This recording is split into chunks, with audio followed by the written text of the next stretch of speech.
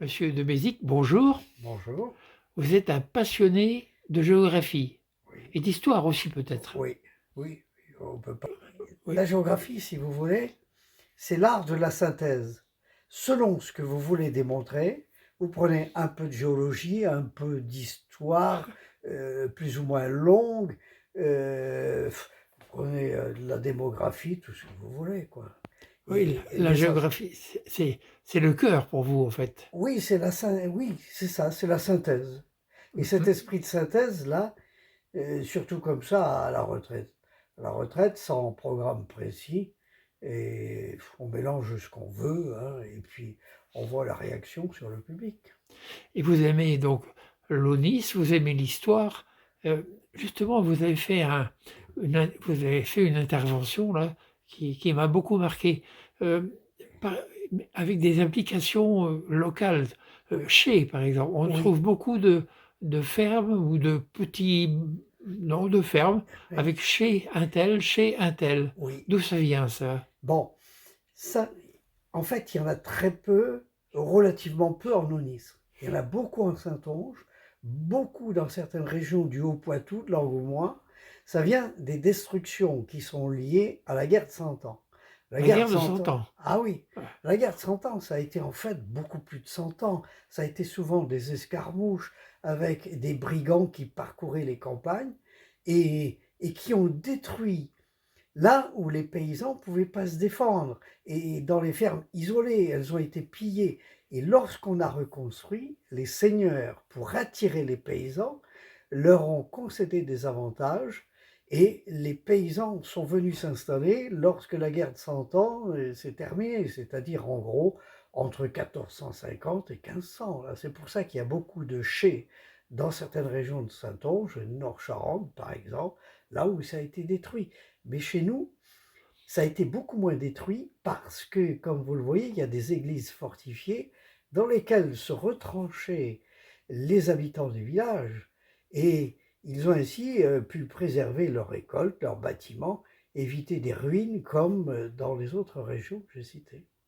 Oui, les églises fortifiées étaient destinées aussi, donc à l'église bien sûr, mais aussi aux fortifications. Ah, Qui logeait dans ces églises? Donc, comment c'était défendu? Il y avait des soldats. alors, il n'y avait pas d'armée au niveau national et le roi finalement avait fort à faire. Et en gros, il a demandé aux villes, aux villages de se défendre tout seuls, d'organiser leur défense. Là où c'était possible, là où la population était relativement nombreuse, ce qui était le cas en Aunis. Parce que la vigne, le sel sont des activités peuplantes, c'est-à-dire de forte densité de population. Et alors, forte densité de population, vous aviez en général de gros villages, et à l'intérieur de ces gros villages, on a décidé de se protéger, de se barricader, et le bâtiment qui était le mieux construit, le plus défensif, c'était finalement l'église. De sorte qu'on a fortifié les églises, et autour aussi, souvent, on a aménagé une ligne de défense, là, parfois des fortifications, des remparts, et qui ont été démolis après. Et on a évité ainsi les destructions, les pillages. En général, hein, il y en a eu, mais beaucoup moins qu'ailleurs. Oui, les églises fortifiées, il y en a énormément en Nice. Oui, il y en a beaucoup. Elles sont toutes fortifiées en fait. Il y en a eu beaucoup, oui. Et toutes, je ne sais pas, mais énormément, oui. Beaucoup plus que dans les régions d'habitat groupé, c'est-à-dire de vignobles comme chez nous, il y en avait beaucoup. Et contrairement aux zones comme Nord-Charente, où l'habitat était beaucoup plus dispersé, la population de petits hameaux, villages, et là c'était beaucoup plus difficile à défendre. Et l'église a joué un grand rôle également dans la défense alors. Ah ouais, oui, oui, oui. Là, ça évitait les ravages. Mais l'église était plus qu'un lieu de défense. C'était au moment de la guerre, mais par ailleurs, c'était le lieu de rencontre, le lieu de réunion, le lieu aussi à partir duquel les curés pouvaient, comment dirais-je, Contrôlée? contrôler la population. Oui, contrôler la, Je n'osais pas le mot, mais... oui, oui, contrôler la population. C'était le rôle depuis le concile du Latran 1215, quoi, qui a exigé des curés qu'ils recensent leurs paroissiens au moins une fois par an. En général, au moment de Pâques, le curé exigeait que tous viennent se confesser. Et donc, il pouvait faire la liste des paroissiens de sa paroisse. Et ainsi, ça a été établi, ça surtout, ces listes, cette surveillance, aux périodes des hérésies, au XIIIe siècle. Là, c'est pour ça qu'on a fait ce concile en 1215, et également au moment des guerres de religion. Là, vers 1650, 1700, là aussi, vous avez un contrôle assez strict des curés. Et on en a profité en fait pour relever tous les noms, les adresses. Ah oui, oui, oui, oui. Hein? Oh ben, l'adresse était simple. C'était en général surtout habitat groupé dans le bourg. Oui, mais les consignés peut-être. Oui, et les noms, là, tout ça a été relevé. Mais c'est rare qu'on retrouve à l'heure actuelle ces listes, hein. Très, très rare. Oh, pourtant, avec Internet, on trouve quand même encore Ah des oui, choses. oui, Hein. il y en a quelques-unes.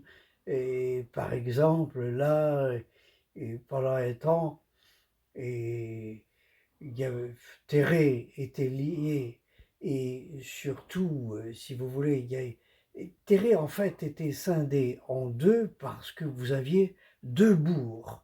Deux bourgs, c'est une vieille... Ça, c'est une histoire. Par exemple, si je regarde le cadastre, on va le voir ici. Si je le mets, pardonnez-moi, là, sur quoi? Oui, voilà, vous allez le voir apparaître. Et là, 7, voilà. Et là, vous aviez ici un bourg Mortagne, là, et pendant un temps, Mortagne a été rattaché à Saint-Vivien. Et alors, le curé de Saint-Vivien était très tatillon, et lui, il a relevé, par exemple, la liste beaucoup plus précisément que le curé de Terré à l'époque. Oui. Alors, le bourg, c'est quoi? C'est l'endroit où je trouve l'église. Si donc, quand il y a deux églises, comme ici, il y a deux bourgs. Voilà, exactement. Et c'était le cas, regardez par exemple, vous voyez, bourg de Mortagne. Et vous voyez l'église, la voilà. On l'a fait bien apparaître sur ce cadastre napoléonien, qui date de 1839, je crois. Alors, vous aviez l'église et toujours autour le cimetière. Et même, il y a des personnages importants qui sont enterrés dans l'église. D'accord. Voilà. Alors ça, c'est donc le bourg autour de l'église. Voilà, exactement. Il y a des villages où il n'y a pas d'église. Ah ben oui, village, il n'y a pas d'église. Ni dans le hameau. Ni dans le hameau. Voilà, c'est toujours le bourg. Voilà. Donc le village, c'est un regroupement de maisons paysannes en général, quelques maisons 7, 8, etc. Quand c'est à 2, 3 maisons, une maison, on parle de hameau. Voilà. D'accord. Et le chai, donc, c'était des maisons isolées. Oui, oui, oui. Voilà. Voilà, des fermes isolées et qui symbolisaient la reconstruction après la guerre de 100 ans. Oui. Ah bien, vous allez pouvoir nous parler de la guerre de 100 ans? Oh, guerre de 100 ans. On va faire une petite pause alors pour oui. une autre oui. émission. Voilà, exactement. Merci beaucoup.